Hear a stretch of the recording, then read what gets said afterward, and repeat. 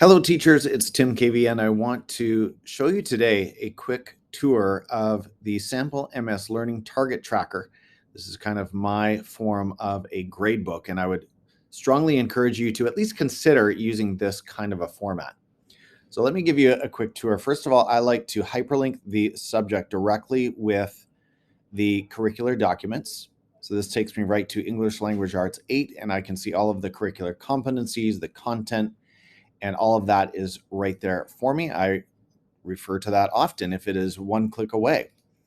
In English is it's looking like, and at the time of recording, we have yet to put the 100% stamp of approval on this, but we are leaning toward having English as the only subject, perhaps French as well, but languages we'll say is the only subjects that have these two distinct subcategories. So in English, comprehend and connect, create and communicate.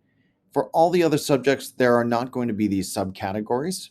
We're just going to keep things quite simple. But as a teacher, you may want to group or cluster your learning targets if you want to. That may help your process.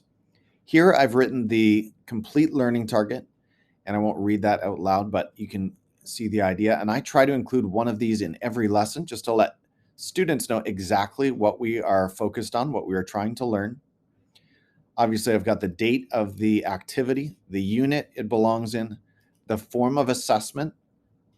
That's kind of a reminder for me, just like what exactly was it? Was it self-reflection? Was it based on a rubric? Whatever it was. Learning activity, what were students doing? And who provided the assessment? Now, I will admit most assessments are coming from us, the teacher. That's our natural bias. But in keeping with the new curriculum, as much as we can, we want to also integrate some student and peer assessments as well and respect those views, those outside eyes on student learning. Over here, I've got all of the class names. So Abraham, Bill, Carrie, Daryl, Edward, etc. And keep in mind, in case I forget to mention this later, we can go down here and select duplicate. And now I've got room for subject number 2. So I'll just write subject number 2, and that might be science. It might be social studies, whatever it happens. Oh, that looks awful. Subject 2. Okay. And then, of course, that would not have the subcategories, and so I'll just get rid of those. So you can duplicate that for every one of your classes. For me, I'm going to need a separate tab, for example, for every one of my 9 ADST sections. Back to the English tab. Note the auto conditioning that is embedded in each cell. So Daryl got an extending, I shouldn't even put it that way.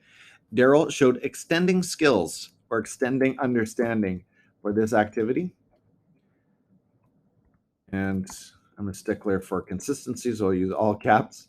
Proficient here, let's say he demonstrated proficiency here. He was emerging over here for some reason, developing proficient.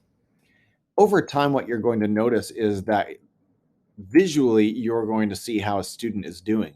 If you see for Bill, for example, all greens, you can see at a glance that Bill is demonstrating proficiency across the board. If you see, let's say Edward has proficient, and maybe a couple of extendings, then you can see Edward is, again, obviously demonstrating proficiency and perhaps needs to be challenged because he is going above and beyond. He is transferring his knowledge and skills into other areas. He is able to teach and speak about the concepts he's learning with ease. And so that gives us good signals as well. The whole point is you can see at a glance as this table develops and unfolds, and as you add more and more rows, you can see just visually how a student is doing. If you're not familiar with sheets, you can always add rows by right-clicking the far left column and selecting Insert One Above. If you want the target, I would recommend the target icon. Just copy it and paste it into the next cell, and then just write your I can statement. I am usually copying directly from Google Classroom, so I've already written it there. And I think that is all I need to explain right now.